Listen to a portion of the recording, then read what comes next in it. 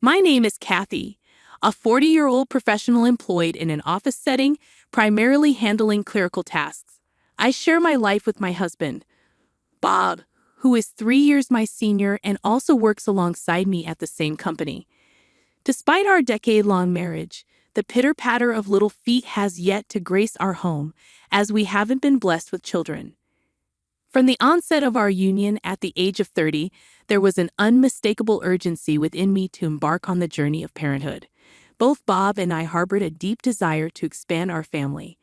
While the ticking of the biological clock is less pressing for men like Bob, I couldn't shake the feeling that my window of opportunity was closing by the time I reached 35. Physically, I'm not particularly robust, and I yearned to navigate the trials of childbirth and raising a child while I still possessed ample energy. Yet, despite our fervent wishes, reality hasn't aligned with our hopes. We embarked on the quest to conceive immediately after exchanging vows. But alas, the telltale signs of pregnancy remained elusive. So, we made the decision to undergo testing at an obstetrics and gynecology clinic. The results revealed some challenges on my end that made conception difficult. It wasn't a definitive no, but the odds were stacked against us, and the road ahead appeared steep. Bob, understandably disheartened, voiced his disappointment, questioning his ability to become a father. Witnessing his anguish, I found myself at a loss for words. Despite the discouraging prognosis, we persisted, clinging to a glimmer of hope. Yet, despite our efforts, the stork never visited our doorstep. I attempted to uplift Bob's spirits, reminding him that our life together was still rich and meaningful, even without children. He nodded in agreement, resigned to the situation, murmuring words of acceptance. However, over time, I noticed a shift in Bob's demeanor. Casual encounters with families strolling in the town or visiting colleagues with children triggered a noticeable change in him. He would wistfully muse about the joys of parenthood, expressing a longing tinged with envy. I couldn't shake the feeling that deep down he couldn't reconcile himself to the idea of foregoing fatherhood, and this realization left me unsettled. Gradually, Bob's demeanor towards me began to cool. During our attempts to conceive, he had been actively involved in household chores, cautioning me against overexertion for fear it might hinder our chances of pregnancy. He had always been the first to offer, "Let me handle that," whenever there was heavy lifting required, and his caring nature made him a thoughtful husband.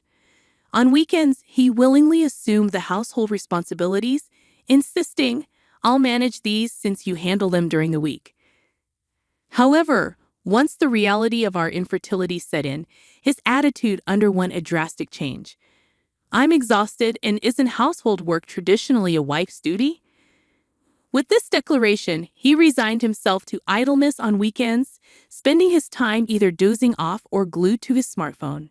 Suddenly burdened with additional chores, I found my health beginning to falter. When I felt ill with a fever or stomachache, his response became callous. "Figure it out yourself," he'd retort, showing no inclination to lend a helping hand. I remained silent in response. After all, it was undeniable that my infertility was a significant factor in our struggles to conceive. Contemplating the possibility of divorce weighed heavily on my mind, particularly at a time when I believed our relationship was on a positive trajectory. Then, unexpectedly, a change occurred in our circumstances. Bob received a transfer offer, a significant career opportunity at one of the company's affiliated branches. The catch was that it required relocation across state lines. Naturally, I assumed we would relocate together, but to my surprise, Bob suggested otherwise. "You don't have to come. I'll manage on my own." His words prompted me to pause and reflect. Perhaps his distant and indifferent behavior towards me stemmed from the frustration of our infertility. Perhaps a temporary separation would offer him the space to process his emotions, and in turn, pave the way for the restoration of our harmonious relationship. Agreeing to his proposal, I bid him farewell as he embarked on his new journey. His visits home became infrequent, occurring only once a month.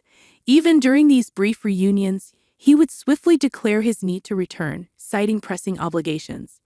It became a familiar pattern, but each time Bob returned home, even if just for a brief visit, it brought me a sense of happiness. I reasoned that if he truly harbored disdain for me, he wouldn't bother coming back at all. Yet, in the wake of his solo relocation, Bob underwent a gradual transformation. Initially unchanged, he gradually softened.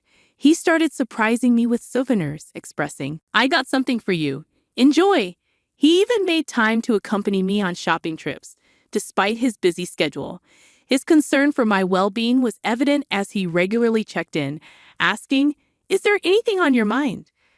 As Bob's initial one-year assignment stretched into 2 years due to project delays, a noticeable shift occurred. He ceased making any allusions to our inability to conceive. Instead, when encountering families with children, he remarked, "Though we couldn't have children, I've come to terms with it." His acceptance brought me a sense of relief. 2 years later, as his assignment concluded, Bob returned home. "Welcome back. You must be exhausted. I've missed you. Finally, we can resume our life together." With a semblance of tranquility, we resumed cohabiting, but our peaceful routine was swiftly disrupted. Upon his return, Bob broached a startling topic. "There's a young relative in my family who recently had a baby out of wedlock. She's unable to care for the child on her own due to her youth. Would you consider adopting the baby?" His proposition caught me off guard. Stunned by the suddenness of his suggestion, I queried, "What's prompted this?" His response was candid. "Given our struggles with conception, I propose we adopt and raise this child as our own." Overwhelmed by the gravity of his proposal, I requested time to mull it over. The conversation was left hanging as I grappled with the unexpected turn of events. Yet a nagging feeling gnawed at me regarding the veracity of his account. His family resided a considerable distance away, and our interactions with his relatives were sparse at best. Our relationship with them was so distant that annual Christmas cards constituted the extent of our communication. Having skipped a formal wedding ceremony, my acquaintance with Bob's relatives remained limited. Reluctantly entertaining the notion of adopting a child from a virtual stranger, I expressed my reservations to Bob. "Could I meet the child's parents? I'd like to understand who they are," I ventured. His response was unexpectedly firm. "Why does it matter? Why are you so fixated on that?" In my view, knowing the child's background and the reasons behind the decision to relinquish parental responsibility was crucial. I pressed Bob for details, only to be met with resistance. "The father ran away, I heard.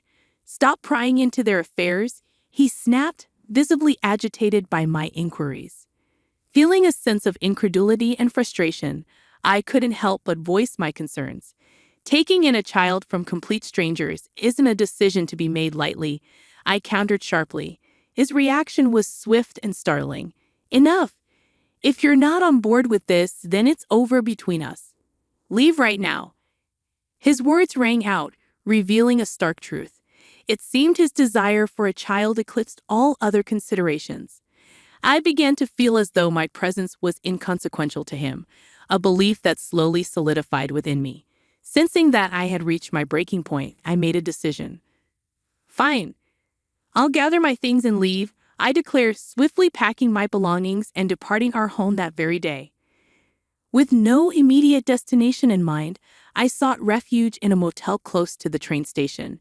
The divorce proceedings with my husband proceeded smoothly, facilitated by legal intervention to sidestep any potential conflicts over alimony, property division, and related matters. Deciding it was best to distance myself from the workplace where my ex-husband and I had once toiled side by side, I tendered my resignation and secured a position at a small law firm, leveraging my computer proficiency and administrative assistant certifications. Adjusting to my new professional environment took some time, but I managed to find my footing, navigating each day with a semblance of tranquility. Accustomed to the solitude of my separate existence for 2 years, I had grown accustomed to returning to an empty abode. Then, one fateful day, approximately a year into my newfound independence, my ex-husband unexpectedly appeared at my workplace, cradling a small child in his arms. His surprise at encountering me was palpable as he exclaimed, "What are you doing here?" "Why wouldn't I be here? I work here. It's rather evident, isn't it?" I replied, puzzled by his reaction. His complexion drained of color at my response. Intrigued by the child he cradled, I guided him to my supervising attorney's office. There, an unsettling revelation emerged. "Sir, I've been harboring doubts about the paternity of this child more than a year ago. The resemblance is non-existent, and I question whether the child is truly mine," he confessed.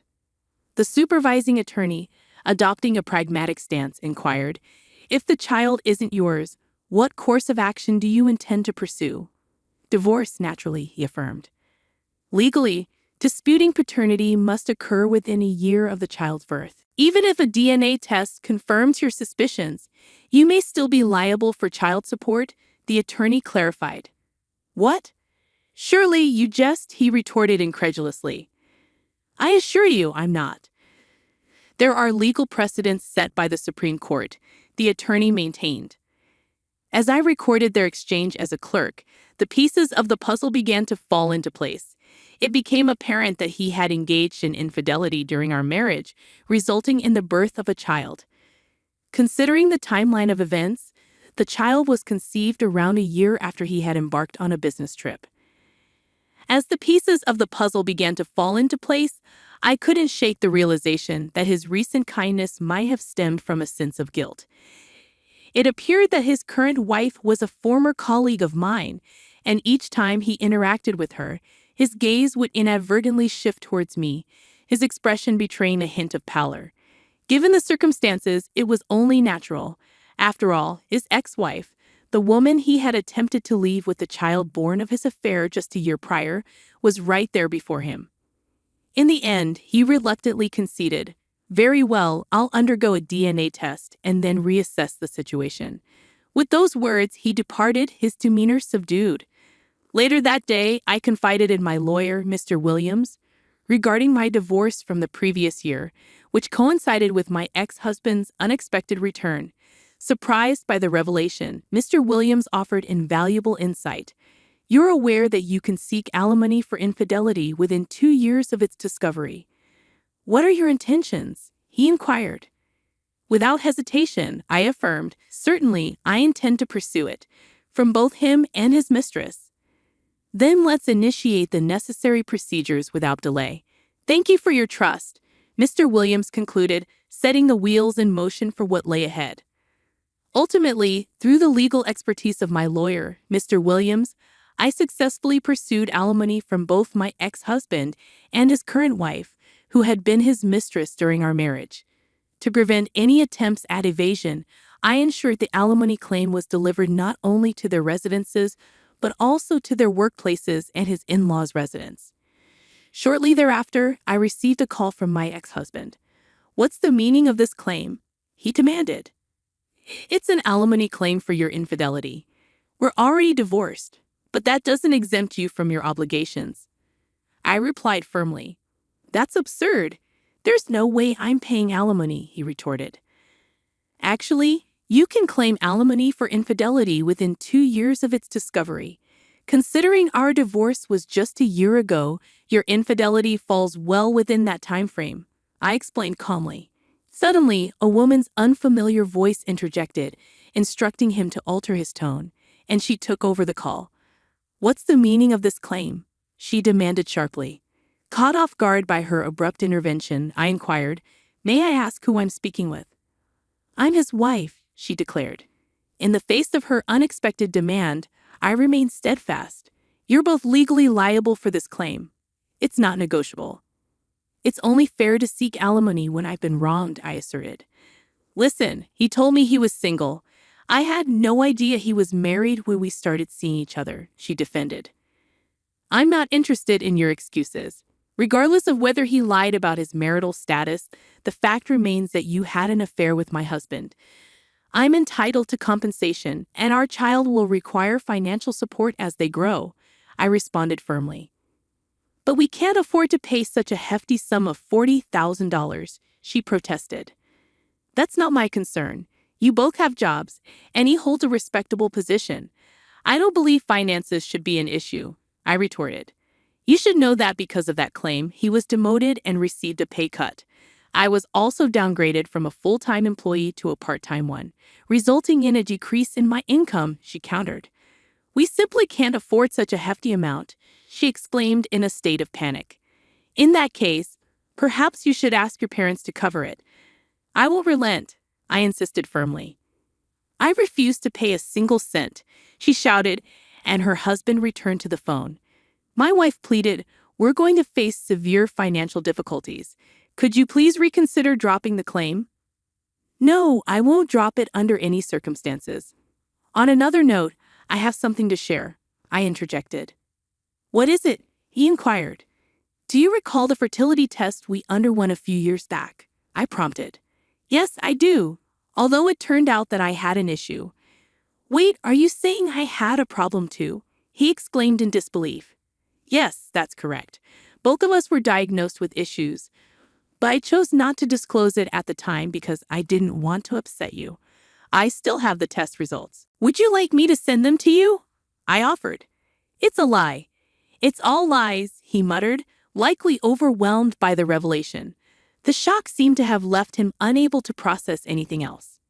To be honest, when we had our fertility tests, the doctor did identify a significant issue on my end. However, it wasn't just me facing challenges. Bob had his own issues too. The doctor made it clear to me both of you are facing difficulties, so conceiving may prove to be a challenge. Kathy, this isn't solely your problem. Upon learning about my issue, Bob was so stunned that he abruptly left the doctor's office before hearing the full explanation. Initially, I intended to keep this revelation to myself, but I realized there was no reason to continue hiding it, so I disclosed the truth to him. Just now, he muttered, clearly struggling to process the information. Sensing his agitation, I decided to end the conversation. Let's leave it at that. I have things to attend to, I said before ending the call. Subsequently, I managed to secure a total of $20,000 from each of them for emotional distress, totaling $40,000. While she was reluctant to pay, it seems Bob assumed the entire financial burden. Later, it came to light that Bob had arranged for a DNA test for the child. As feared, the results confirmed that the child was not his. It seems that Bob is contemplating divorcing his wife, but the prospect of paying child support and emotional distress compensation to her has left him financially constrained. Consequently, he feels compelled to maintain his reluctant marriage with his current wife, who was his former affair partner. His recent demotion further restricts his financial flexibility. Surprisingly, the reason he wanted me to raise his child with his affair partner is because she is known to be quite strong-willed.